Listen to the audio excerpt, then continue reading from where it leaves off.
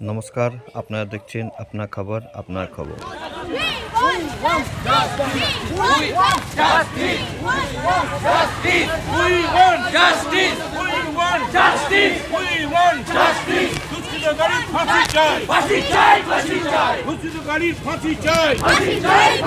লঙ্গর লঙ্গর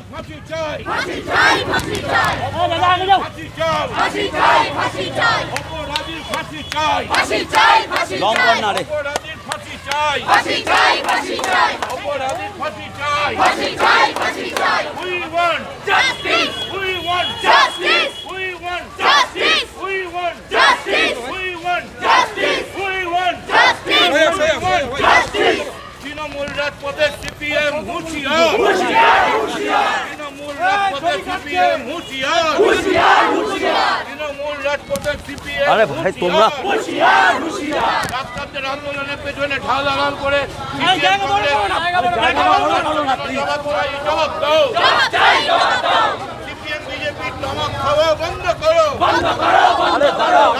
কি করছেন? আমরা পড়ে যাব, আমরা রানিয়ে হাঁটি ওনার মতো। আপনার চিন্তা করতে হবে না। লড়াই লড়াই লড়াই চাই এই লড়াইয়ের নেত্রীকে এই লড়াইয়ের নেত্রীকে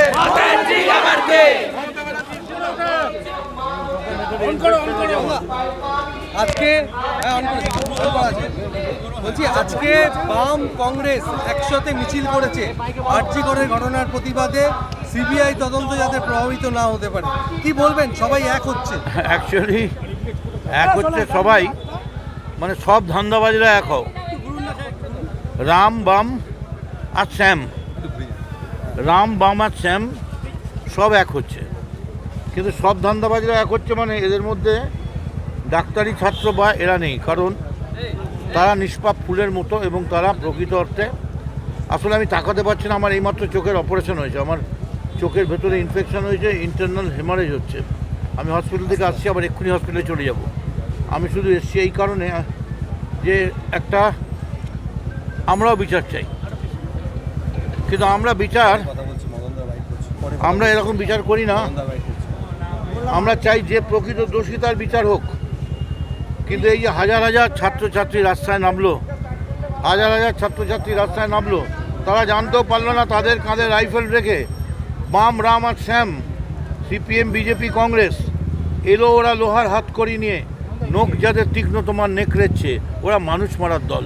তোমাদের কাঁধে বন্দুক রেখে তাণ্ডব চালিয়ে গেল পুরো আরজি করে থেকে, সেখানে তোমার বোন, তোমার মা, তোমার ভাই আর একটা তিলোত্তমাও থাকতে পারত। আমরা তীব্র নিন্দা করছি এবং আমরাও বিচার চাইছি। বাংলা নয়, ভারতবর্ষের একমাত্র মুখ্যমন্ত্রী যিনি বলেছেন প্রকাশ্যে ফাঁসি চাই, উই ওয়ান্ট ফাঁসি, we want hang to death. আমরা শুধু জাস্টিস চাই না, we want hang to death. আমরা ফাঁসি চাই, কিন্তু ফাঁসি কার চাই? যে অন্যায় করেছে। কিন্তু সেই সুযোগে যারা ফাঁকতালে পান খেয়ে যাওয়ার ধান্দা করছে, সেই সিপিএম বিজেপি এবং কংগ্রেসের বিরুদ্ধে আমাদের লড়াই চলছে। এবং আমরাও বলতে চাই, আপনাদের স্ট্রেন দেখাচ্ছেন তো, আপনি ডাক্তারদের এই ইস্যুটা সরিয়ে দিন। ডাক্তারদের এই ইস্যুটা থেকে আপনারা কাঁধে বন্দুক রাখাটা ছেড়ে দিন। কবে কোথায় জমায়েত করবেন চ্যালেঞ্জ দিচ্ছি, চ্যালেঞ্জ করছি। তা আপনারা জমায়েত করুন, আমরাও জমায়েত করছি, কিন্তু তার সঙ্গে নিরীহ ডাক্তারদের জড়াবেন না। আমরা ওদের সঙ্গে আছি, আমরা ওদের সঙ্গে আছি। এবং ওদের সঙ্গে মুখ্যমন্ত্রী বলেছেন ফাঁসি চাই, মুখ্যমন্ত্রী বলেছেন। এবং শুধু তাই নয়, মুখ্যমন্ত্রীর নির্দেশে একটার পর একটা অ্যাকশন হচ্ছে, এখনো অনেক অ্যাকশন বাকি আছে, জাস্ট ওয়েট। কিন্তু কোথাও গিয়ে তো একটা তো ভুল হয়েছিল আরজি করের ঘটনায়। দেখুন, ভুল তো হয় কিসে জানেন?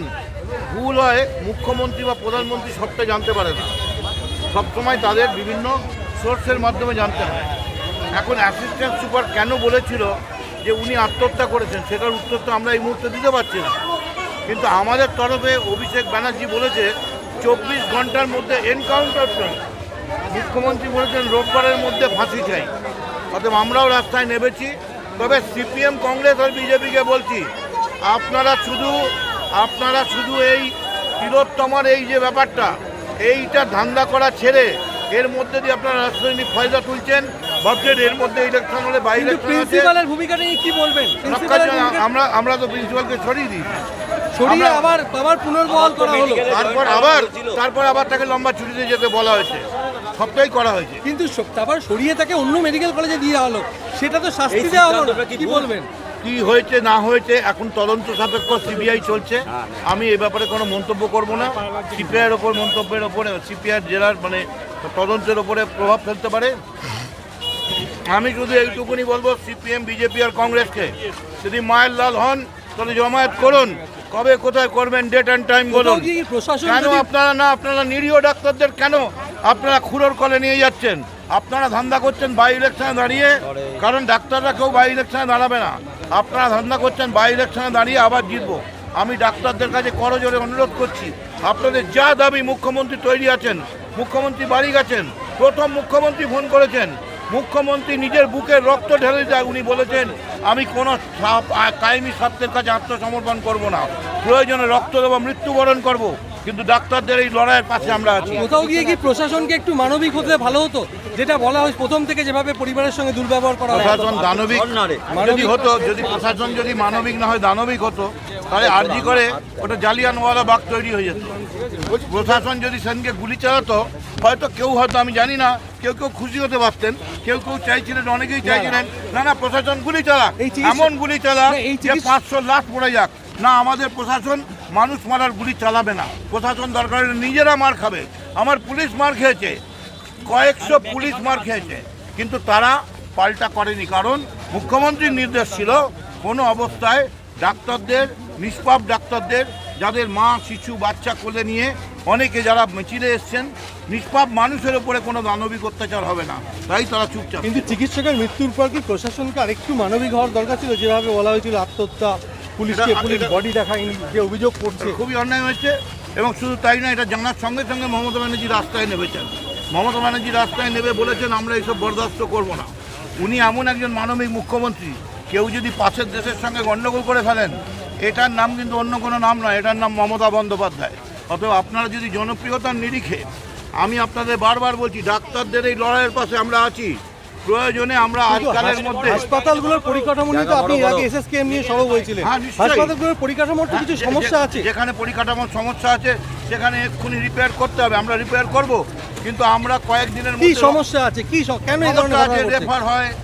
তবে একটা কথা বলছি, আপনারা এখন বলছেন সিপিএম এর আমলে কি ছিল? 34 বছরে তো কিছুই ছিল না। যা ডাক্তার নতুন করে কয়েকশো হাসপাতাল তৈরি হয়েছে মমতা ব্যানার্জির আমলে। অতএব মমতা এই প্রিন্সিপালের তুগলকি আচরণ, সেই নিয়ে তো সবাই সরব হয়েছেন এবং চিকিৎসকরা আন্দোলন করছেন। শান্তনু সেনও সরব হয়েছেন, কি বলবেন? দেখুন একটা কথা বলি, শান্তনু সেন কি বললেন, এটা উনি যতক্ষণ মুখপত্র ছিলেন তার তো আমার কাছে ফ্যাক্টর ছিল। উনি এখন মুখপত্র নন, ওতে বাইরের লোককে কি বললো ওতে আমার কিছু যায় আসে না। কে কি বললো না বললো, এরকম কত কেউ আছে। আমি মমতা ব্যানার্জির সঙ্গে আছি, আমি অভিষেক ব্যানার্জির সঙ্গে আছি।